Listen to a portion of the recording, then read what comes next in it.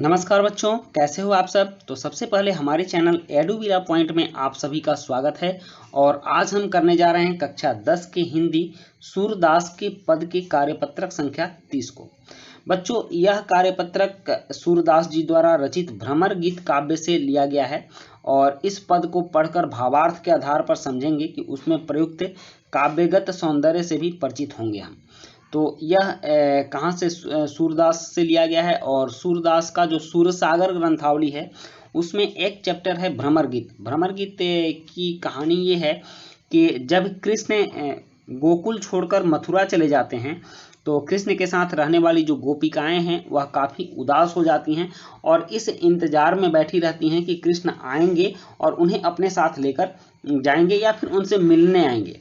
लेकिन वहां जाने के बाद कृष्ण उन लोगों को भूल जाते हैं और उनके लिए अपने मित्र उद्धव को भेजते हैं और उद्धव कृष्ण का योग संदेश लेकर उनके पास आते हैं। वो बोलते हैं कि कृष्ण से प्रेम करना छोड़ो और योग के माध्यम से, योग एक ऐसी विधा है जो कि भगवान और भक्त को जोड़ता है, तो योग के माध्यम से कृष्ण से जुड़ो, कृष्ण को प्राप्त करो। वह भगवान हैं और सर्वशक्तिमान हैं, आप योग से भी उनको प्राप्त कर सकते हो। तो गोपियाँ कहती हैं कि हम योग विद्या नहीं जानते, हम उतने पहुँचे हुए नहीं हैं, हमारा मन बहुत सरल है, इधर उधर भटकता नहीं है, कृष्ण पर ही टिका हुआ है, इसे हमें उससे जोड़ने के लिए योग विद्या की आवश्यकता नहीं है, हमें तो बस कृष्ण चाहिए। लेकिन उद्धव के द्वारा दिए गए तर्कों से वह परेशान हो जाती हैं और उनको ऐसा लगता है कि कृष्ण भी उनसे मिलना नहीं चाहते हैं। तब वह कृष्ण को लेकर भी कुछ ऐसी बातें कहती हैं कि हरि हैं राजनीति पढ़ी आए। कहती है कि हरि कृष्ण को कह रहे हैं कि भगवान ने भी राजनीति पढ़ लिया, इससे पहले तो उन्होंने कभी हमारे साथ राजनीति नहीं की। समुझी बात कहत मधुकर के समाचार सब पाए। कहती हैं कि मधुकर मतलब भौरा होता है, भौरे को सब बात समझा करके, सब समाचार सुन करके कहती हैं कि एक अति चतुर होते पहले ही, एक तो पहले से ही चतुर थे, पहले से ही चालाक थे, अब गुरु ग्रंथ पढ़ाए और अब तो उन्होंने गुरु ग्रंथ पढ़ लिया, गुरु से शिक्षा प्राप्त की, अब तो और भी ज्यादा चतुर हो गए होंगे। बड़ी बुद्धि जानी जो उनकी जोग संदेश पठाए, और समझ में आ गया उनकी बुद्धि ये बड़ी हो गई है, इसीलिए उन लोगों ने हमें जोग संदेश पठाया है, जोग का संदेश भेजा है कि जोग के माध्यम से कृष्ण से मिलो।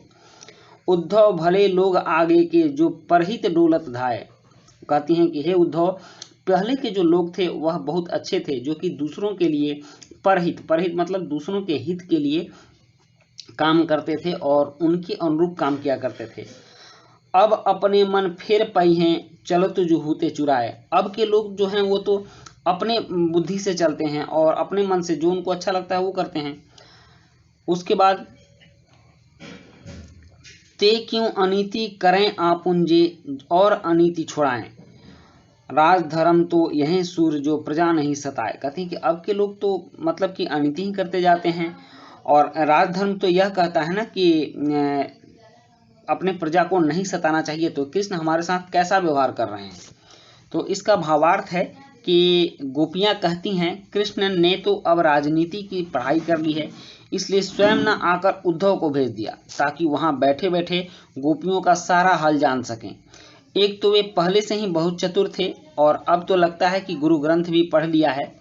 कृष्ण ने बहुत अधिक बुद्धि लगाकर गोपियों के लिए योग संदेश भेजा है, इससे गोपियों का मन और भी फिर गया है और वह डोलने लगा है। गोपियों को लगता है कि अब उन्हें कृष्ण से अपना मन फेर लेना चाहिए, क्योंकि कृष्ण अब उनसे मिलना ही नहीं चाहते। गोपियां कहती हैं कि कृष्ण उन पर अन्याय कर रहे हैं, जबकि कृष्ण को तो राजधर्म पता होना चाहिए, जो ये कहता है कि प्रजा को कभी भी सताना नहीं चाहिए। तो यह थी भ्रमर गीत का पद। और इसके बाद कुछ प्रश्न हैं, जैसे कि गोपियों को ऐसा क्यों लगता है कि पहले के लोग भले थे। दूसरा है कि प्रस्तुत पद में राजा का धर्म क्या बताया गया है। और तीसरा है कि गुरु ग्रंथ में अनुप्रास अलंकार प्रयुक्त हुआ है, ऐसे अन्य शब्द युग में छांटिए। और फिर एक गतिविधि है कि राजा की तरफ प्रत्येक मनुष्य का एक धर्म होना चाहिए। अपने मन में ऐसा कुछ नियम लिखिए जो आपको लगता हो कि समाज के लिए जरूरी हो। तो चलिए अब इन प्रश्नों के उत्तर लिखते हैं। प्रश्न 1 है कि गोपियों को ऐसा क्यों लगता है कि पहले के लोग भले थे। उत्तर, पहले के लोगों को परहित की चिंता थी, परहित मतलब दूसरों के हित की चिंता थी। वह दूसरों के हित के लिए कार्य करते थे, इसलिए गोपियों को लगता था कि पहले के लोग भले थे। प्रश्न 2 है कि प्रस्तुत पद में राजा का धर्म क्या बताया गया है। तो इसका उत्तर है कि प्रस्तुत पद में राजा का धर्म बताया गया है कि राजा कभी भी प्रजा को सताता नहीं है। और नेक्स्ट है प्रश्न 3 कि गुरु ग्रंथ में अनुप्रास अलंकार प्रयुक्त हुआ है, ऐसे अन्य शब्द युग में छांटिए। तो इसका उत्तर है बड़ी बुद्धि। पहले गुरु ग्रंथ आया तो गुरु ग्रंथ में एक ही अक्षर का बार बार आवृत्ति हो रहा है, तो यह अनुप्रास अलंकार है।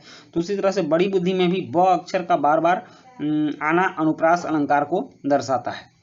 और नेक्स्ट है गतिविधि की राजा की तरह प्रत्येक मनुष्य का एक धर्म होना चाहिए। अपने मन से ऐसे कुछ नियम लिखिए जो आपको लगता हो कि समाज के लिए जरूरी हो। तो इसका उत्तर है कि मेरे विचार से वृद्धों का सम्मान करना समाज के लिए बहुत जरूरी है, चाहे वह वृद्ध कोई भी हो, हमें वृद्ध जनों का सम्मान करना चाहिए। तो बच्चों ये थी आपकी आज की वर्कशीट और आज की वर्कशीट कंप्लीट होती है। वीडियो अच्छी लगी हो तो लाइक सब्सक्राइब कमेंट जरूर कीजिएगा। मिलते हैं नेक्स्ट वीडियो में। Thank you.